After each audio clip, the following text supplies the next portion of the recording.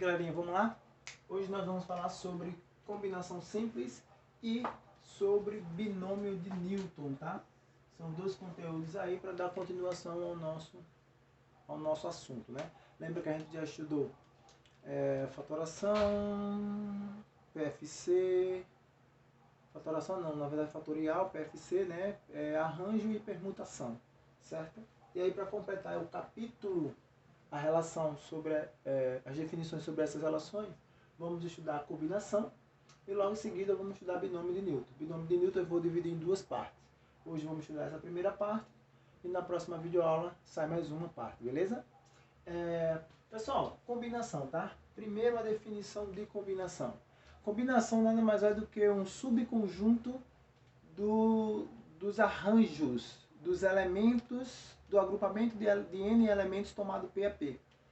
Beleza, deixa eu repetir de novo para ver se vocês conseguem entender, tá? Então, novamente, ó, a combinação nada mais é do que um subconjunto do arranjo. Lembra que a gente já estudou arranjo, né? Do arranjo de N elementos tomado P a P. Então eu vou fazer um subconjunto desses elementos aí, tá? Obtido a partir do arranjo, só que com uma grande diferença, pessoal. Lembra que eu estava falando, né? De quantas formas 3 pessoas podem tirar uma foto. Lembra que a gente definia lá? Ah, professor, 3 pessoas podem tirar uma foto de 6 formas diferentes. Basta que eu troque a posição das pessoas, né? Se você trocar as posições das pessoas, você tem fotos diferentes. Isso serve para arranjo, tá? Para arranjo serve. Porém, para nossa combinação não difere elemento por ordem. Para ele, tudo é o mesmo elemento, tá? Tanto faz eu pegar esses 3 pilotos aqui, ó, o preto, o vermelho e o verde, colocar nessa ordem, como eu colocar em qualquer outra ordem. Para a combinação, sempre vai ser a mesma coisa, porque está se tratando sempre dos mesmos 3 elementos. A natureza é a mesma, são pilotos, tá? Então, combinação só difere o número pela natureza, só difere os elementos pela natureza, não mais pela ordem. Arranjo difere pela natureza e pela ordem, certo? Combinação só difere pela natureza, não mais pela ordem, certo? Então, observe o seguinte, toda vez que eu faço um cálculo com arranjo, eu calculo elementos repetidos. Por exemplo, se no campeonato brasileiro existe 20 times, de quantas formas esses 20 times vão poder jogar? Então, se eu quiser calcular partida de ida e volta, eu tenho que calcular por arranjo. Se eu quiser calcular só partida só de ida, eu calculo por combinação.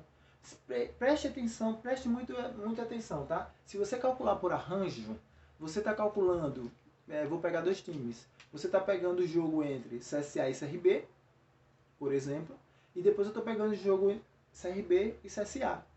É o mesmo jogo? É, porque é formado pelo mesmo time. Porém, o mando de campo, por definição, é diferente, tá? A ordem do elemento está importando porque o primeiro time é o que manda no jogo, é o que tem um mando de campo, é que tem por preferência a torcida maior, por assim dizer, tá? Então, CSA e CRB, CSA teria torcida maior.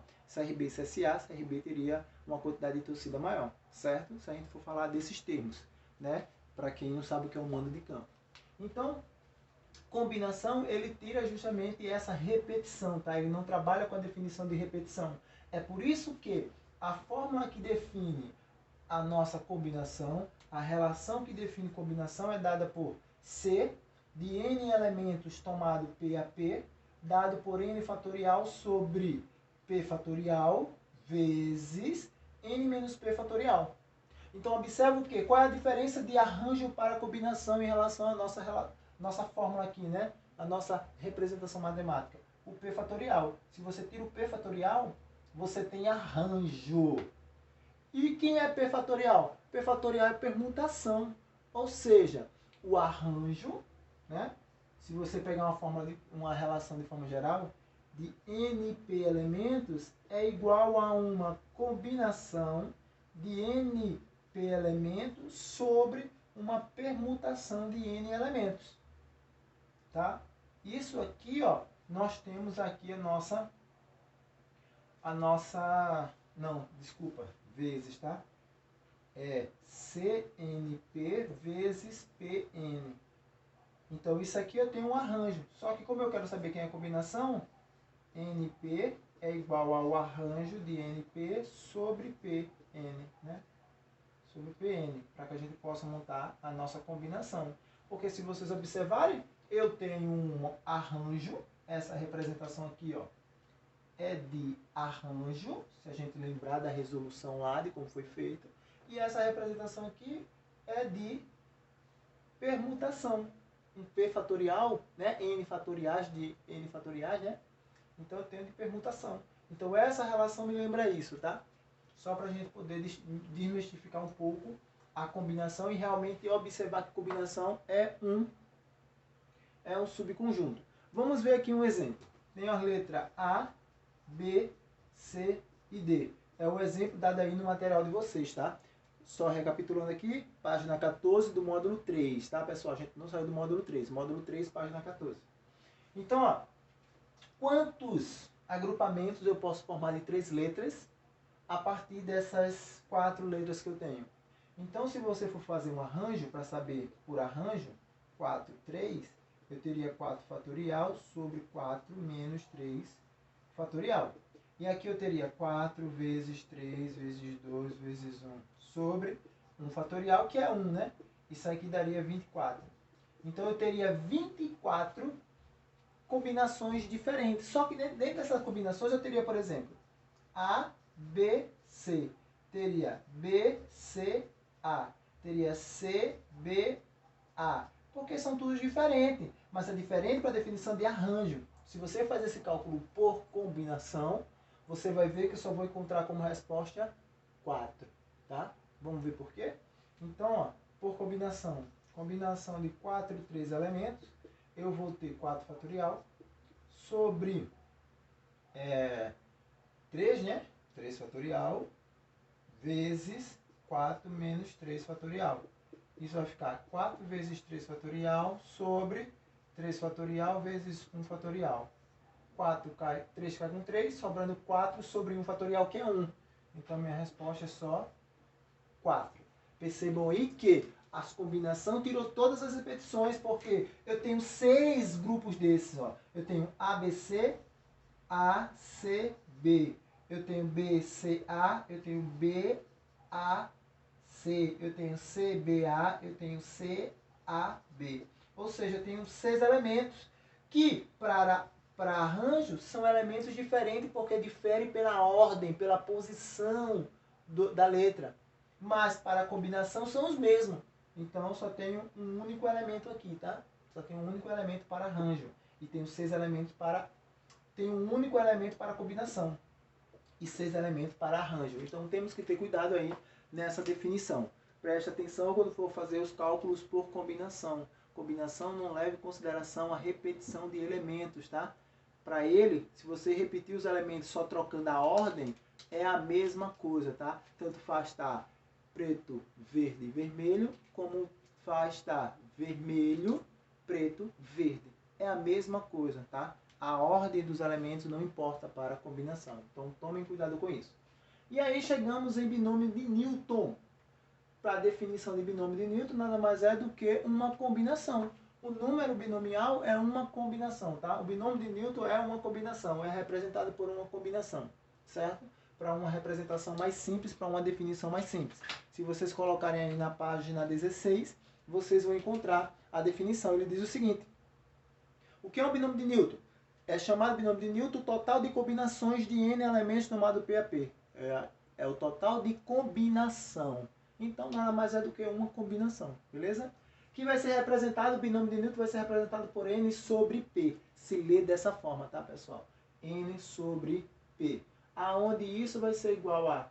Sabemos que n sobre P vai ser resolvido por uma combinação, que é n fatorial sobre n menos P fatorial, vezes P fatorial, que é combinação. A gente acabou de ver aqui, tá? É a definição de combinação.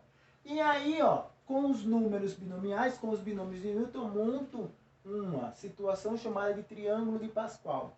Vou apagar aqui o nosso primeiro lado para montar esse triângulo, porque esse triângulo aqui é de suma importância para que a gente possa entender as outras definições.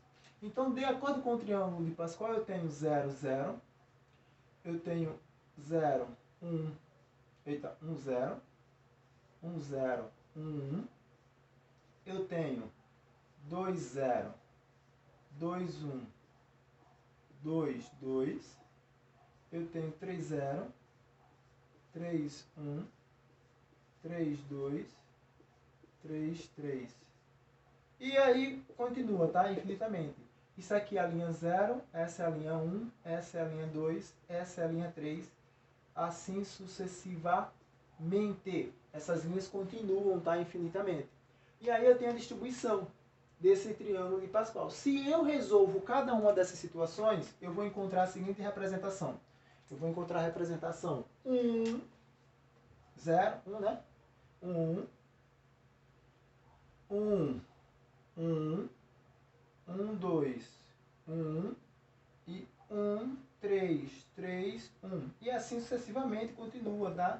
O meu triângulo continua. Se eu fosse para o próximo aqui, ó, ficaria 1, 4, 6, 4, 1. O próximo, 1, 5, 10, 10, 5, 1. E aí continua assim sucessivamente, beleza?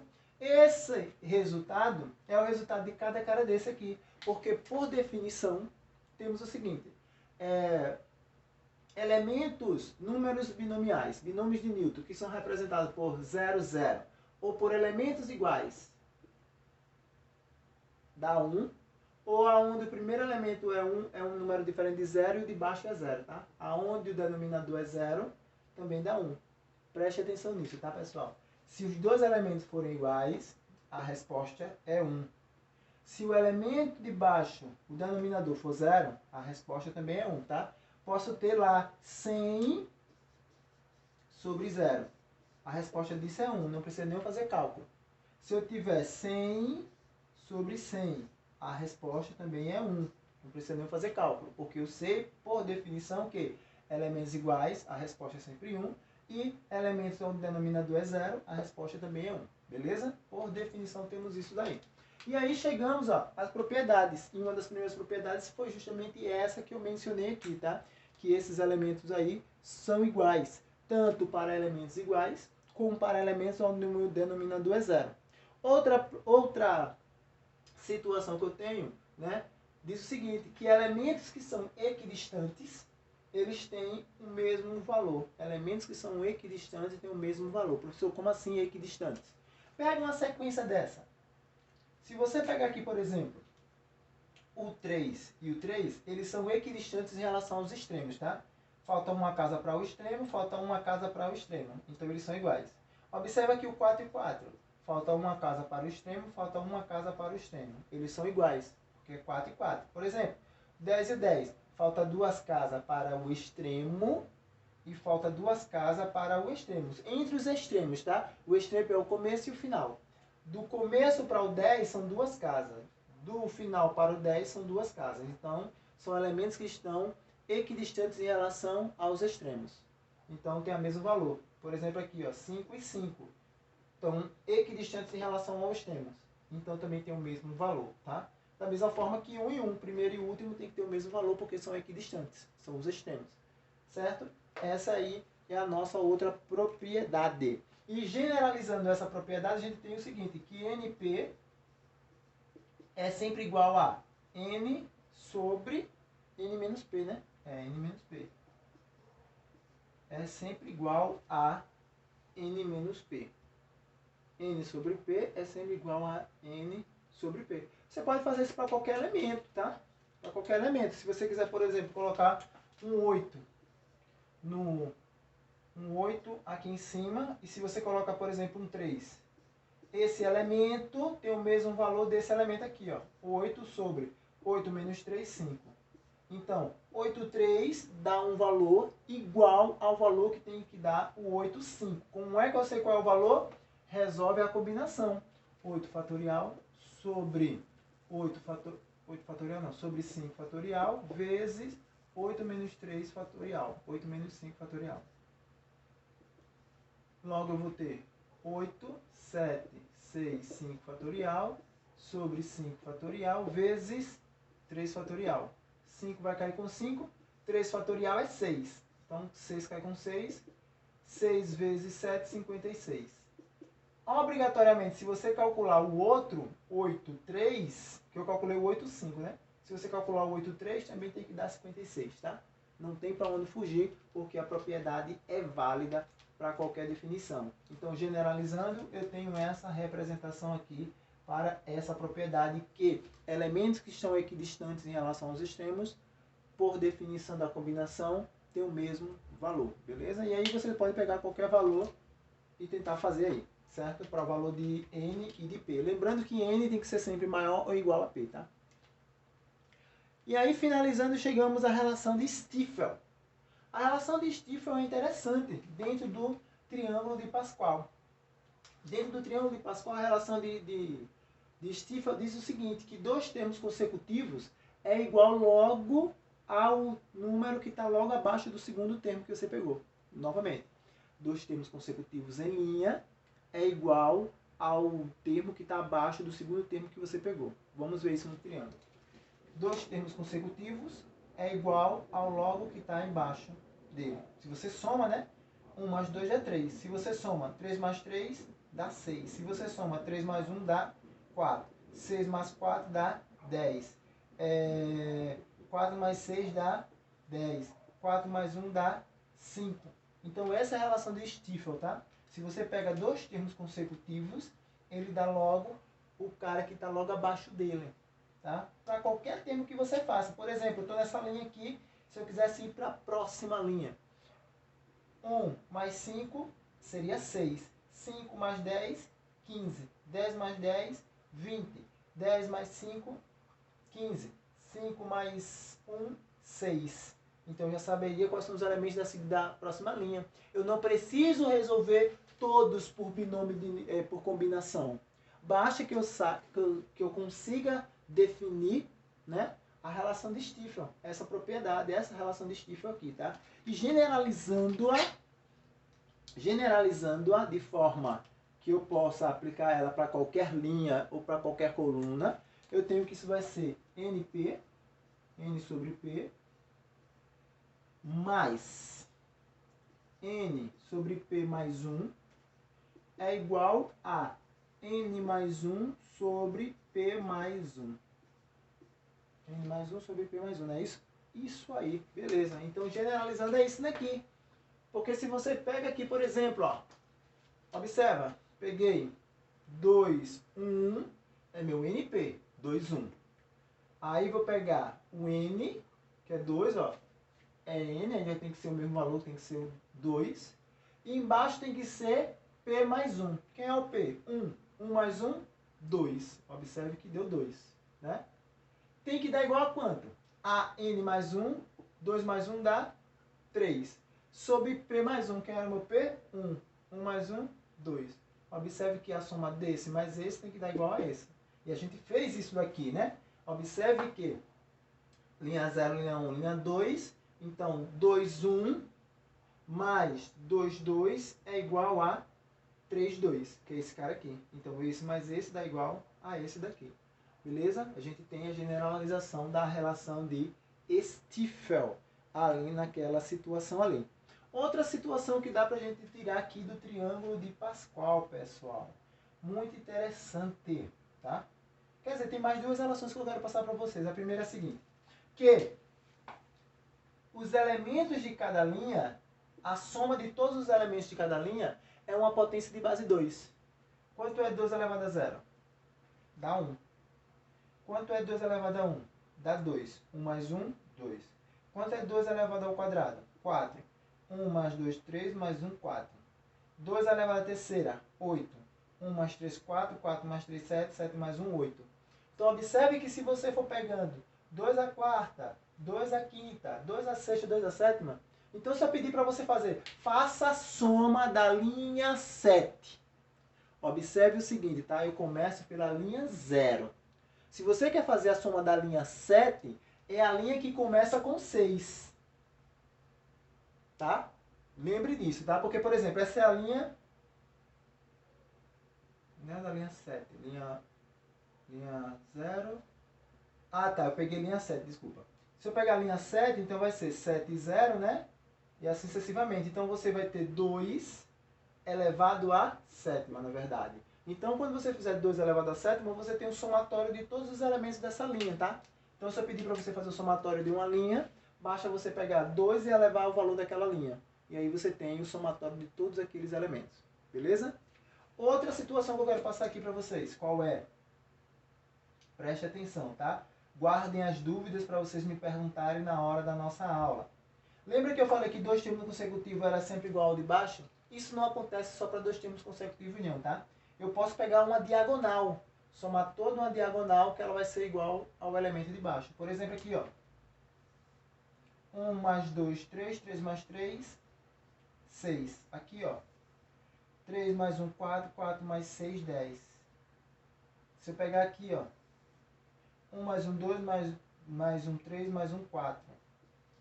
Então, se eu pegar qualquer linha que eu pegue, qualquer diagonal que eu pegue, ela vai ser logo igual, se eu somar todos os elementos dessa diagonal, vai ser igual ao elemento de baixo, tá? Não tem uma formulazinha previamente dita, uma generalização para isso não, tá? Mas isso aqui também é válido. Então, observe quantas informações eu passei para vocês. O que é que vocês têm que fazer? Rever o vídeo, tá, pessoal? Para poder fazer os exercícios, que agora eu vou mandar para vocês. Lembrem-se de preencher o diário de bordo, tá? Não esqueçam, nosso diário de bordo do 4º bimestre. E aí, como exercício para vocês, eu vou passar aí, ó, coloquem aí na página 15, Para começo de conversa, vocês podem fazer o exercício número 11, 12, 58, 60 e 61. Pode fazer o 59 também, né? Então, vamos lá. 11, 12, 58, 59 e 60, certo? E da página